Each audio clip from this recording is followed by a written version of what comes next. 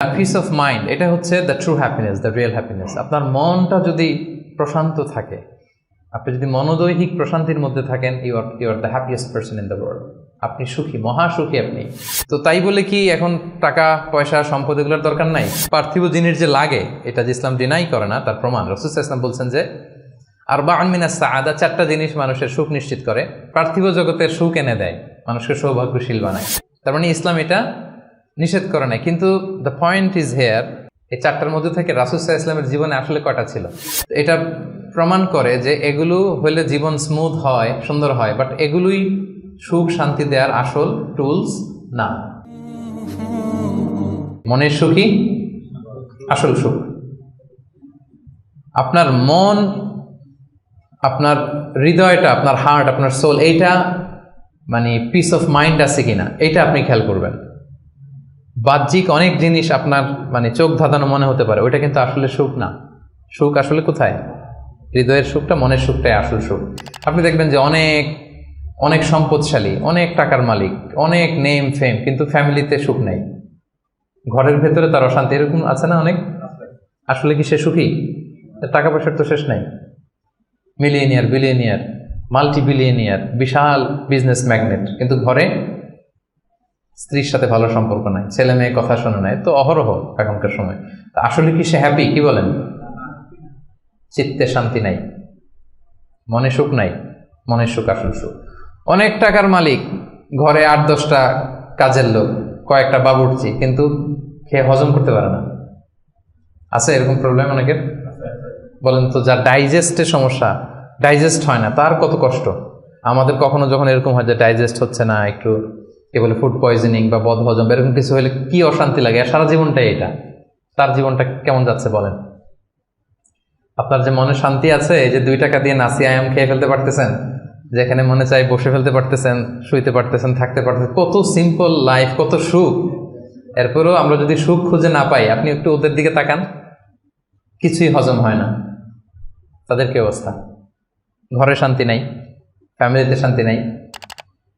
তো এই জন্য সম্মানিত ভাইয়েরা, পিস অফ মাইন্ড, এটা হচ্ছে the true happiness, the real happiness. আপনার মনটা যদি প্রশান্ত থাকে, আপনি যদি মনোদৈহিক প্রশান্তির মধ্যে থাকেন, you are the happiest person in the world. আপনি সুখী, মহাসুখী, আপনি মহাসুখী। ইউআই থেকে বের হলে বুঝবেন দুনিয়াটা কেমন।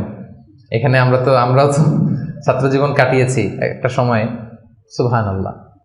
পারিবারিক জীবনে যাবেন, ক্যারিয়ার লাইফে যাবেন, বিজনেসে যাবেন, ব্যবসা যাবেন, দিনকে দিন জটিলতার মধ্যে আপনি আসবেন। এখন যে কত হ্যাপি লাইফ লিড করতেছেন আপনি কল্পনা করতে পারবেন না। এর জন্য শুকরগুজার হতে হবে। তো তাই বলে কি এখন টাকা পয়সা সম্পদ এগুলোর দরকার নাই? বাড়ি ঘর বাবুর্চি এগুলো দরকার নাই যেগুলো বলতেছিলাম না? দরকার আছে। আমি বুঝাতে চাচ্ছি যে ওগুলোই আসল সুখের সন্ধান দেয় না। আসল সুখ কিসের সুখ? মনের সুখ। সবাই বলেন আসল সুখ মনের সুখ। পার্থিব জীবনের এই ব্যাপারগুলো যে লাগে, এটাও ইসলাম বলে। যেমন রাসূল সাল্লাল্লাহু আলাইহি ওয়াসাল্লাম একটা চমৎকার হাদিস, সহিহ হাদিস, এটা আমি একটু করে শেয়ার করি। রাসূল সাল্লাল্লাহু আলাইহি ওয়াসাল্লাম বলেছেন যে আরবাউন মিনাস সাআদা, চারটা হচ্ছে মানে সুখী হওয়ার মাধ্যম বা সৌভাগ্যশীল হওয়ার মাধ্যম। যার চারটা আছে সে সাঈদ, আর যার চারটা নাই সে শাকী। সাঈদ মানে কি? সুখী বা সৌভাগ্যশীল, আর শাকী মানে দুঃখী বা দুর্ভাগা। তো সুখী কারা বা সৌভাগ্যশীল কারা? রাসূল সাল্লাল্লাহু আলাইহি ওয়াসাল্লাম পার্থিব জিনিস যে লাগে, এটা যে ইসলাম ডিনাই করে না তার প্রমাণ রাসূল সাল্লাল্লাহু আলাইহি ওয়াসাল্লাম বলছেন যে আরবাউন মিনাস সাআদা, চারটা জিনিস মানুষের সুখ নিশ্চিত করে, সুখ এনে দেয় পার্থিব জগতে, দুনিয়াবি হাইসিয়াতে আর কি। 1 নম্বর হচ্ছে আল মারআতু সালেহা, নেককার স্ত্রী। এটা কিন্তু আপনার জীবনকে সুখময় করার একটা বড় মাধ্যম। 2 নম্বর হচ্ছে আল মাসকানুল ওয়াসিআ, প্রশস্ত বাসভবন। কি বলেন? খুব যদি চিপা চাপা হয়, এটা তো ওখানে চলাফেরা করে মজা হবে না, স্বাভাবিক। কিন্তু যদি একটা চমৎকার বাসভবন হয়, অনেক স্পেশাস, এটা আসলেই সুখ স্বাচ্ছন্দ্যের একটা ব্যাপার, মানে দুনিয়াবি দিক থেকে। 3 নম্বর হচ্ছে ওয়াল জারুস সালেহ, ভালো প্রতিবেশী, গুড নেইবার। কি বলেন? আরবিতে কি বলে? উতলুবুল জার ক্বাবলাদ দার, বাড়ি কেনার আগে আগে প্রতিবেশী দেখে নাও, আরবি ভাষা একটা প্রবাদ। আর 4 নম্বর হচ্ছে ওয়াল মারকাবুল হানি, মানে হচ্ছে লিটারালি হচ্ছে সুইট রাইডিং, ভালো একটা আরোহণ। এটা বর্তমানে গাড়ি হইতে পারে, একটা সুন্দর চমৎকার গাড়ি, ভালো ব্র্যান্ডের গাড়ি, মার্সিডিজ না হইতে পারে। তারপর রাসূল সাল্লাল্লাহু আলাইহি ওয়াসাল্লাম টেস্টিফাই করছে আপনার এটা নেগেটিভলি নেওয়ার সুযোগ নাই। হ্যাঁ, এটা দুনিয়াবী দিক থেকে তো অবশ্যই একটা সুখের মাধ্যম, মার্সিডিজ ব্র্যান্ড হতে পারে। অথবা রাসূল সাল্লাল্লাহু আলাইহি ওয়াসাল্লামের সময় ছিল যে কোনো আরোহণ, ভালো ঘোড়া, তেজস্বী ঘোড়া, উট, হ্যাঁ এগুলো।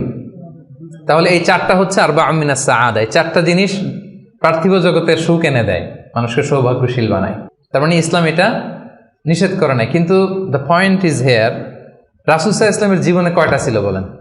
এই চারটার মধ্যে থেকে রাসূল সাল্লাল্লাহু আলাইহি ওয়াসাল্লামের জীবনে আসলে কয়টা ছিল? শুধু এক নম্বরটাই ছিল। যদি আপনি মানে একেবারে সঠিকভাবে চিন্তা করে দেখেন, এই চারটা জিনিস থাকলে যে জীবনটা খুব স্মুথ হয়, রাসূল সাল্লাল্লাহু আলাইহি ওয়াসাল্লাম বলছেন কথা ঠিক, কিন্তু উনার কয়টা ছিল? একটাই ভালো মতো ছিল। সেটা কি? নেককার স্ত্রী, আল মারআতুস সালিহা, এটা ছিল। 2 নম্বরে আসেন আল মাসকানুল ওয়াসি, তো মোটেও ছিল না। রাসূল সাল্লাল্লাহু আলাইহি ওয়াসাল্লামের ঘরের সাইজ জানেন তো না? এখন মক্কা মদিনায় গেলে বিভিন্ন মাআরেদ হয়, ওখানে দেখা যায় যে কত মিটার বাই কত মিটার, খুবই ছোট একটা রুম। আম্মা জান আয়েশা রাদিয়াল্লাহু তাআলা আনহার ঘরের সাইজটা যদি বলি, খুবই ছোট। এই অল্প কিছু জিনিস রাখতে পারে, একটা জাজিম রাখতে পারে, কয়েকটা জিনিস ঝুলায় রাখতে পারে, আর দুইজন থাকতে পারে কোনো রকম। এটা ছিল ওনার বাসভবন। এটা কি আল মাসকানুল ওয়াসি হইছে? পান নাই উনি এটা। এরপর একটা আসেন ওয়াল জারুস সালেহ, ভালো প্রতিবেশী পাইছেন, কাছাকাছি ধরলে পাইছেন, পাশে ফাতেমার ঘর, দিকে স্ত্রীদের ঘর। কিন্তু আপনি যদি বিগার সেন্সে চিন্তা করেন, কারা থাকতো আশেপাশে?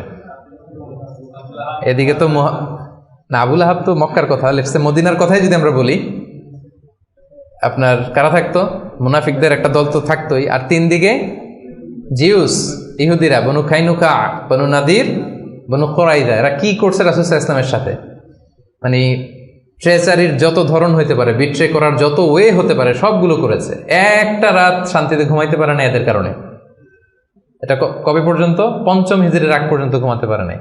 বনু ওই কুরাইজাকে যখন করলেন, এক্সাইল করলেন, তারপর থেকে অনেকটা এই জিউসদের ঝামেলা থেকে উনি মুক্ত হয়েছেন। তাহলে চিন্তা করেন, এটাও ছিল না। এরপর 4 নম্বরে যদি আসেন আল মারকাবাল হানি, ভালো যানবাহন বা ঘোড়া, এগুলো ছিল। অ্যাভারেজ ধরতে পারেন যেগুলো ছিল, কসওয়া, আদবা যা ছিল এগুলো অ্যাভারেজ টাইপের। তার মানে রাসূল সাল্লাল্লাহু আলাইহি ওয়াসাল্লামের কিন্তু এগুলো ছিল না। এটা প্রমাণ করে যে এগুলো হইলে জীবন স্মুথ হয়, সুন্দর হয়, বাট এগুলোই সুখ শান্তি দেওয়ার আসল টুলস না। আসল সুখ বলেন না একটু সবাই, আসল সুখ মনের সুখ। এটা খেয়াল রাখতে হবে। এটা আমি কোত্থেকে নিয়েছি? এটা হাদিস থেকে নিয়েছি। এই যে রাসূল সাল্লাল্লাহু আলাইহি ওয়াসাল্লাম বলছে যে লাইসাল গিনা আন কাসরাতিল আরাব, অনেক সম্পদ থাকলে এটাই অন্তরের মজা, শান্তি, প্রাচুর্যতা না।